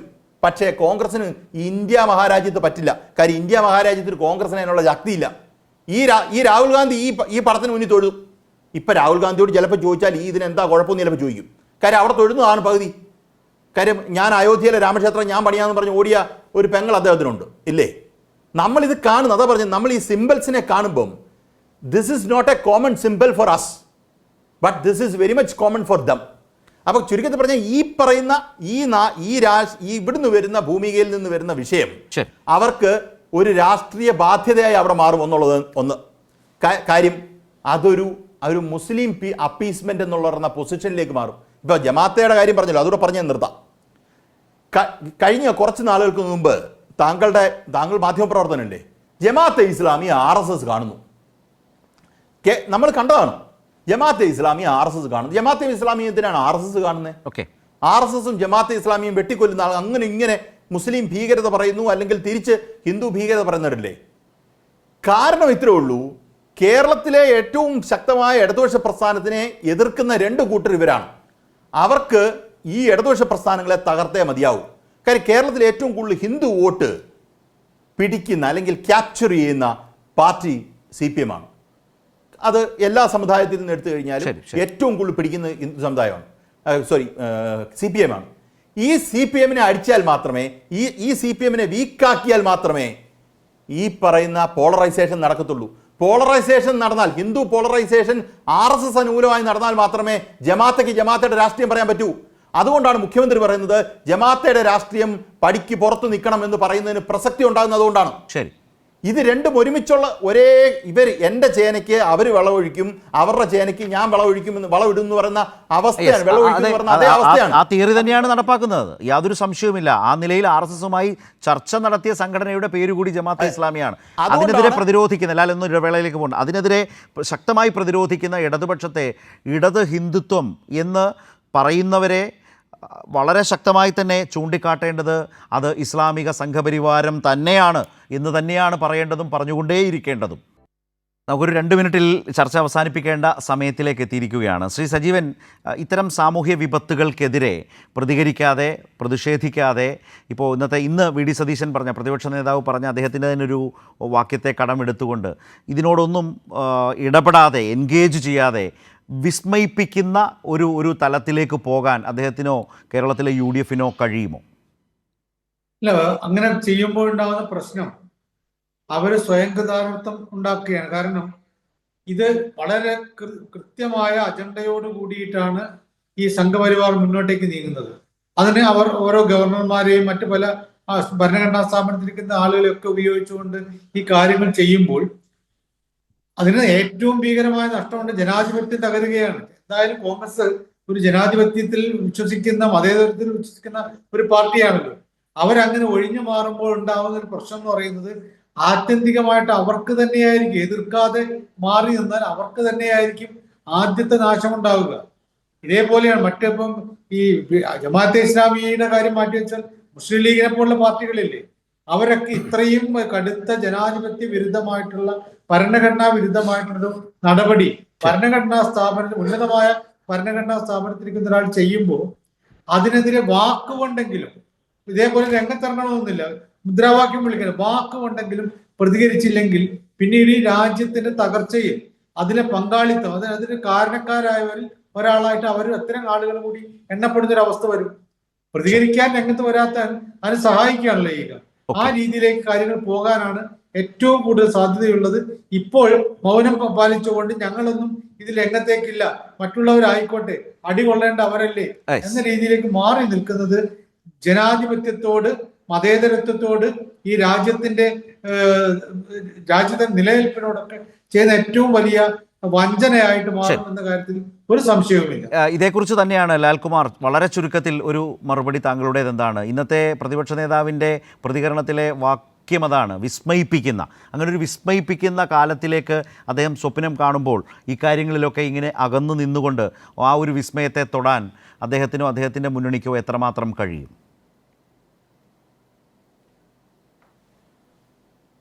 അല്ല, പ്രതിപക്ഷ നേതാവിൻ്റെ ഇപ്പോഴത്തെ പൊസിഷൻ വളരെ സിമ്പിളാണ്. അദ്ദേഹത്തിന് ഏത് നീചജന്മങ്ങളുടെ കൂട്ടത്തിൽ കൂടിയായാലും വേണ്ടിയല്ല കേരളത്തിൻ്റെ അധികാരം പിടിക്കുക. ഇത് മാത്രമാണ് അദ്ദേഹത്തിൻ്റെ ലക്ഷ്യം. അല്ലെങ്കിൽ ജമാഅത്തെ ഇസ്ലാമിയെ നോക്കൂ, ജമാഅത്തെ ഇസ്ലാമിയെ പരസ്യമായി ആശ്ലേഷിച്ച് മുന്നോട്ട് നീങ്ങുന്ന സമയത്ത് പോലും ലീഗിനുണ്ടായിരുന്ന ഒരു റിസർവേഷൻ ഉണ്ട്. ലീഗ് ഇന്നലെ അത് കൃത്യമായി വെളിപ്പെടുത്തുകയും ചെയ്തു. അതിനർത്ഥം നമ്മൾ നേരത്തെ പറഞ്ഞു, നമ്മൾ സ്വരാജ് തോറ്റുപോയോ എന്നുള്ളതല്ല, ലീഗിന് പോലും ഇതിനകത്ത് വലിയ പ്രശ്നം ഉണ്ടായിരുന്നു എന്ന് നമ്മൾ അന്ന് പറഞ്ഞ വാദം കറക്റ്റാണ്. പക്ഷേ അതിനൊക്കെ മേളിലാണ് സതീശൻ കളിക്കുന്ന കളി. കാരണം എന്നാ, സതീശനെ സംബന്ധിച്ചിടത്തോളം അധികാരത്തിൻ്റെ ഒരു പ്രശ്നത്തിലാണ് അദ്ദേഹം നിൽക്കുന്നത്. അതിന് ഈ പറയുന്ന ഏത് ജഗത്താൻ്റെ കൂട്ടത്തിലും കൂടാൻ അദ്ദേഹം തയ്യാറായി നിൽക്കുന്നു. അത് കേരള രാഷ്ട്രീയത്തിന് വരാൻ പോകുന്ന ഒരു കാലത്ത് വലിയ അപകടം ഉണ്ടാക്കും. കാര്യം നമ്മൾ കളിക്കുന്ന കളി, നമ്മൾ വർഗീയത മാത്രമാണ് കുറേ കാലങ്ങളായി കേരളത്തിൽ കോൺഗ്രസ് കളിക്കുന്നത്. അത് നമ്മൾ വളരെ പ്രകടമായി ഈ സമയത്തും കണ്ടു. വടകര കണ്ടു, പാലക്കാട് കണ്ടു, അങ്ങനെ പല സ്ഥലത്തും നമ്മൾ കണ്ടു. അപ്പോൾ ഇനി വരാൻ പോകുന്ന ദിവസങ്ങളിൽ കൂടുതൽ ജാഗ്രതയോടുകൂടി ഇരിക്കേണ്ട ഒരു ആവശ്യമുണ്ട്. ജമാഅത്തെ ഇസ്ലാമിയുടെ സപ്പോർട്ട്, ജമാഅത്തെ ഇസ്ലാമി ഇന്ന് പറഞ്ഞിട്ടുണ്ട് അവർ മുസ്ലിം രാഷ്ട്രം എന്ന് പറയുന്ന വാദം വിട്ടിട്ടില്ല. അവർ പറഞ്ഞിട്ടുണ്ട് വിട്ടിട്ടില്ല, പക്ഷേ സതീശൻ പറഞ്ഞു വിട്ടു. കാര്യം എന്നാ, സതീശൻ അങ്ങനെ പറഞ്ഞേ മതിയാകൂ. കാര്യം സതീശനെ സംബന്ധിച്ചിടത്തോളം ഈ പറയുന്ന പണ്ട് നമ്മൾ രമേശ് ചെന്നിത്തലയെ കുറിച്ച് കേരള സ്റ്റേറ്റ് 1-ൽ ഇരിക്കണമെന്നുള്ളത് അദ്ദേഹത്തിൻ്റെ ഒരു അവസാന ആഗ്രഹം പോലെ പ്രകടിപ്പിക്കുന്നത് പോലെ അങ്ങനെ ഒരു ആഗ്രഹമായി ഇത് നിൽക്കുന്നത് കൊണ്ട് ഏത് ചെകുത്താൻ്റെ കൂട്ടത്തിൽ കൂടിയായാലും ഈ പറയുന്ന കളികൾ തുടരുമെന്നാണ് എനിക്ക് തോന്നുന്നത്. ശരി, അങ്ങനെ രാജ്യം അർദ്ധ ഫാസിസം സാക്ഷ്യം വഹിച്ച അർദ്ധഫാസിസത്തിന് സാക്ഷ്യം വഹിച്ചതിൻ്റെ 50 ആണ്ട് പിന്നിടുമ്പോഴാണ് നവഫാസിസത്തിൻ്റെ രൂപത്തിൽ ഇങ്ങനെ ഭാരതാംബ ഭരണഘടനയായും കാവിക്കൊടി ദേശീയ പതാകയാകണം എന്നുമൊക്കെ പരസ്യമായി പറയുകയും ആഗ്രഹിക്കുകയും ചെയ്യുന്നവരുടെ കൈകളിലേക്ക് രാജ്യം എത്തപ്പെടുന്ന ഒരു കാലം. അതിനെതിരായ ശക്തമായ പോരാട്ടത്തിൻ്റെ അനിവാര്യതയാണ് ഇന്നത്തെ ഈ ദിവസവും തിരുവനന്തപുരത്ത് നമ്മൾ കണ്ടത്. അതുതന്നെയാണ് അതിശക്തമായി അവിടെ കണ്ടതും. അത് വളരെ പ്രധാനപ്പെട്ടതാണ്. ഒപ്പം തന്നെയാണ് അത്തരം പ്രതിഷേധത്തിൻ്റെ ഉത്തരവാദിത്തങ്ങളിൽ നിന്ന് ഒഴിഞ്ഞു മാറി നിൽക്കുന്നവരും. അതേക്കുറിച്ചാണ് ഇത്രയും നേരം ന്യൂസ് ആൻഡ് വ്യൂസ് സംസാരിച്ചത്.